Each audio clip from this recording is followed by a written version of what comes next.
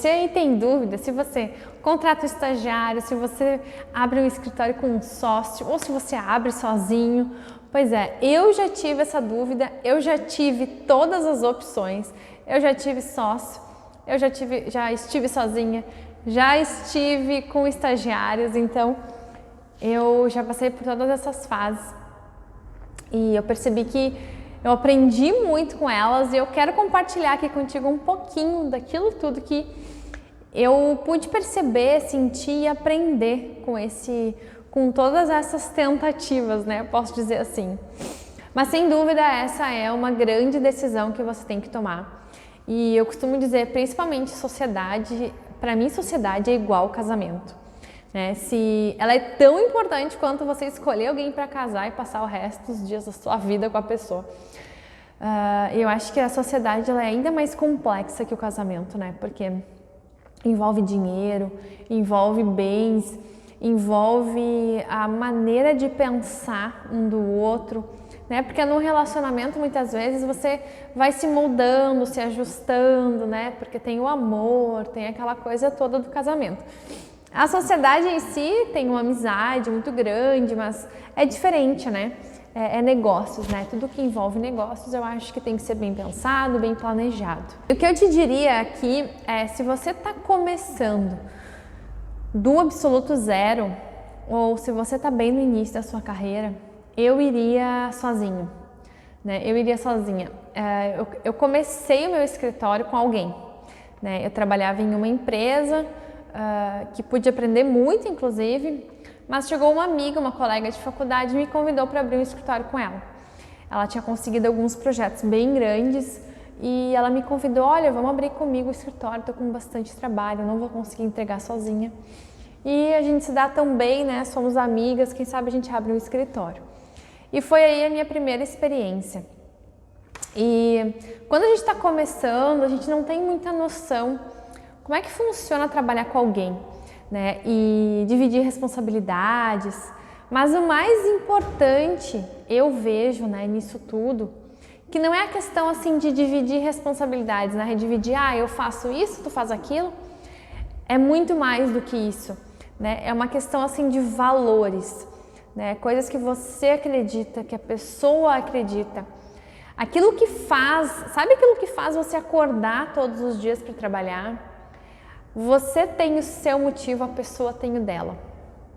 E eu acho que, assim como num casamento, né, os valores, eles precisam estar muito bem alinhados. E muitas vezes você só consegue perceber realmente os valores daquela pessoa ao longo do tempo. Então, assim, eu acho que você já tem tanta coisa para descobrir dentro de você, né, com você mesmo. Se você vai gostar de ter um escritório, se é isso mesmo que você quer, se é essa área que você realmente quer atuar ou não. Eu acho que tem muita coisa para você descobrir com você antes de você entrar num negócio com alguém, né? Essa é a minha opinião, mas é uma opinião pessoal, não é uma verdade absoluta, né? Eu teria feito dessa forma. E hoje, depois de já ter tido 2 sociedades, eu vejo que a sociedade ela tem que realmente vir para somar, né? Se ela não for realmente somar, ela não vai dar certo. E às vezes a gente acha que para ter uma sociedade é só a gente ter amizade, né, pela pessoa, ter respeito, enfim, ter carinho, mas é muito mais do que isso. Eu acho que a gente tem que aprender a levar negócios de maneira que se leva negócios, né? É completamente diferente de amizade. E a gente tem que entender qual vai ser o papel dessa pessoa na nossa vida, na nossa sociedade, né? Porque eu já tive sociedade, por exemplo, uma delas, eu sou uma pessoa que sempre buscou muito se desenvolver, né? Eu posso dizer assim que eu gastei a minha vida toda, 70% de tudo que eu ganhei com curso de desenvolvimento pessoal, mentoria, e 30% eu cuidei da minha vida e fiz coisas para mim. Porque para mim realmente é um valor muito grande estar constantemente se desenvolvendo. E eu só cheguei onde eu cheguei e só vou conseguir chegar onde eu sonho chegar se eu me desenvolver. Eu acredito muito nisso. Isso para mim, isso faz parte da minha vida. E essa pessoa, ela não pensava dessa forma, né? Ela não investiu o dinheiro dela em desenvolvimento, ela priorizava outras coisas. E daí no fim acabou que eu comecei a crescer de uma maneira tão grande, e não é financeiramente, sabe? É intelectualmente, é pessoalmente, e a pessoa ficou cada vez mais para trás. Chegou um momento em que eu me senti que eu estava carregando alguém, sabe? Eu estava puxando aquela pessoa, porque eu pedia para ela fazer desenvolvimento, para ela procurar cursos, e ela tinha as limitações dela e ela não conseguia se desenvolver, enfim, não podia. Enfim, cada um tem suas questões, né? Eu respeito, mas a gente tem que entender o que é bom pra gente. Então, quando a gente fala de sociedade, a gente tem que ter isso muito presente na nossa cabeça, que é, será que essa pessoa vai andar do jeito que você anda, né? Na mesma velocidade, com a mesma garra, com a mesma persistência? Será que ela gosta de fazer coisas parecidas que você? Porque é muito legal quando a gente tem sócios complementares, né? A pessoa, enfim, por exemplo, eu sou muito boa em projeto, a pessoa é muito boa em vendas, então a gente junta e dá um match incrível. Mas existem coisas que precisam ser das duas, né? Que é a parte da vontade, do querer ter. Enfim, se para você é importante fazer cursos, essa pessoa também tem que querer por isso, porque senão você vai começar a se desenvolver muito mais do que ela. Em algum momento vai acontecer esse desequilíbrio, né? Então, antes de pensar o quanto eu me dou bem com a pessoa, o quanto a gente acredita na mesma coisa, o quanto a gente confia uma na outra, que isso é muito importante, isso é base de relacionamento, né, de sociedade. Mas observa como é que é o seu estilo de vida, né? Qual é a sua velocidade de buscar as coisas, se é a mesma velocidade da pessoa. E quando a gente está começando, a gente mal sabe muito bem como é a nossa velocidade, né? E daí a gente vai ter alguém, então é muito importante pensar. Eu não estou falando aqui não tenha sócios, não. Tem muitos escritórios que começam desde o início com sociedade, funcionam super bem, estão super bem até hoje, eu conheço vários e tá tudo certo, né? Mas eu quero que você tenha aqui consciência de tudo isso que pode acontecer, que vai acontecer, para que você escolha da maneira correta. Então você pode sim começar um escritório em sociedade com alguém. Você pode começar um escritório em parceria com alguém, então, por exemplo, um engenheiro civil, né? Um engenheiro civil que faz obras ou que faz projetos estruturais. E você, arquiteta, faz projetos de casas, enfim, interiores.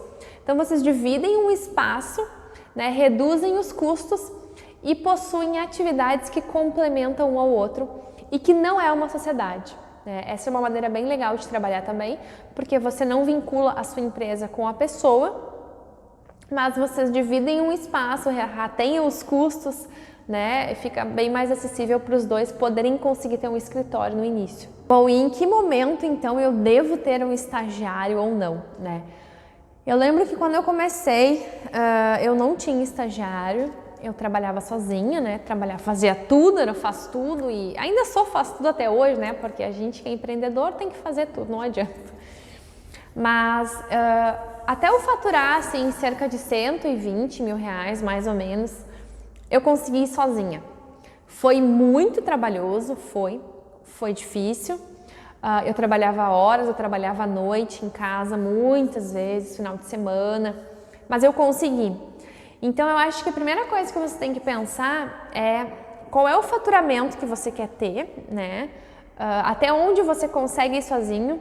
Até onde é saudável você ir sozinho. Hoje eu vejo que não foi saudável eu fazer isso. Eu realmente trabalhava muitas e muitas e muitas horas e isso dificultava a minha captação de clientes, meu final de semana, minha noite, né? Me cansava muito. Mas não é impossível, né? Eu acho que a gente tem que pagar o preço para ter sucesso. Isso faz parte. Mas então, assim, teve uma outra chavezinha que eu virei, que eu acho que é mais importante, que é o quanto você se torna, você tem que aprender a se tornar estratégico no seu negócio. Porque muitas vezes a gente fica lá sozinho fazendo detalhamento, imagem, ajustando o projeto, corrigindo isso, corrigindo aquilo.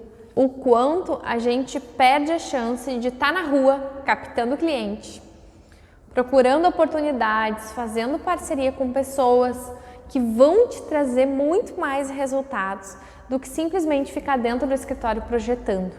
Eu acho que essa virada de chave que me fez perceber que o estagiário ele é fundamental nesse momento, né? Então, quando você começa a conseguir ter um pouquinho de tranquilidade financeira, é bem importante que você tenha um estagiário, porque você vai poder estar na rua captando mais negócios, trazendo mais projetos para que você consiga manter esse funcionário e tenha muito mais resultados, né? Porque o dono do negócio, ele não pode estar afogado de atividades operacionais, né? O arquiteto empresário, aquele que quer ter um escritório de sucesso, ele não pode passar o dia inteiro dele fazendo tarefas operacionais. Ele precisa delegar. Ele precisa estar na estratégia, né? Imagine assim que você tem uma montanha e você tem alguns pontos de parada, né? Então eu tenho o pico da montanha, que é a estratégia, né? Lá é o ponto da estratégia. Daí eu desço um pouquinho, eu tenho o ponto atendimento ao cliente. Daí eu desço mais um pouquinho, eu tenho o ponto detalhamento de projeto e eu desço mais um pouquinho, eu tenho o administrativo. Como é que a gente faz para enxergar melhor quando a gente está numa montanha? A gente vai até o pico dela, né? É lá do pico da montanha que a gente tem uma visão completa da cidade, por exemplo. E é dessa forma que você tem que enxergar o seu negócio. Você tem que estar lá no pico da montanha estrategicamente enxergando todas as possibilidades que podem existir para o seu negócio. E quando você está lá afogado, né, entulhado de tarefas operacionais, você não consegue enxergar. Você fica com a mente tão confusa e tão cheia de tarefas para fazer que é como se tivesse uma nuvem, né, um nubliado na tua frente e você não enxerga. Onde é que você tem que ir? Qual é a estratégia que você pode desenvolver para alcançar mais clientes, para ter mais resultados, para ter mais visibilidade, né? Então, a gente tem que ter aquele ócio, eu chamo de ócio estratégico. É aquele tempo que você está sentado na sua cadeira, sem fazer absolutamente nada, só pensando qual é a estratégia que você vai desenvolver para ter mais resultados no seu escritório. Então é nesse momento que o estagiário se torna extremamente estratégico. E de repente você esteja se perguntando assim, mas eu não sei quando é que eu vou ter dinheiro para pagar um estagiário, né? Eu me preocupo porque eu vou ter que todo mês desembolsar aquele valor para manter aquela pessoa. Existem outras maneiras que você pode contratar pessoas para te ajudar.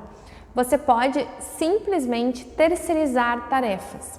Então, por exemplo, você pode ter uma rede de estagiários, né, de pessoas que estudam arquitetura e prestam serviço para o seu escritório. Então a pessoa, por exemplo, você precisa fazer o detalhamento do móvel do banheiro. Daí você liga para essa pessoa e você passa para ela fazer somente o detalhamento desse móvel do banheiro. E daí, claro, você tem que ter uma certa padronização dos projetos, já tem que saber o que ela vai fazer, como que ela vai fazer, né? Ter modelinhos de projeto, já especificar quais são os materiais que você quer que ela use, mas você só terceiriza para ela aquela determinada tarefa. E daí você pode pagar por hora, você pode pagar por projeto em si, né? Não por hora de trabalho. Enfim, tem uma infinidade de maneiras que você pode pagar por esse serviço. Mas essa é uma maneira bem legal de você não ter o custo fixo de uma pessoa, de um estagiário, né? Mas ter alguém para te ajudar. Então aqui no escritório hoje eu tenho pessoas que trabalham comigo e tenho pessoas que prestam serviço de acordo com a demanda, né? Porque o escritório é muito sazonal, né? A gente tem às vezes 10 projetos andando, daqui a pouco dá uma parada, daqui a pouco entra mais 5, 6. E muitas vezes administrar isso, assim, ter uma equipe fixa, às vezes não é viável ou é um custo muito alto, né? Então a gente tem essas duas opções aqui dentro.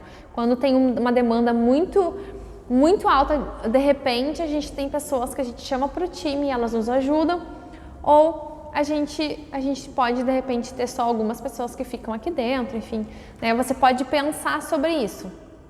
Mas o mais importante disso tudo é você pensar de forma estratégica, né? O arquiteto ele tem que sair do modo operacional e passar para o modo estratégico. É isso que vai alavancar o seu negócio e é isso que vai te trazer maiores resultados.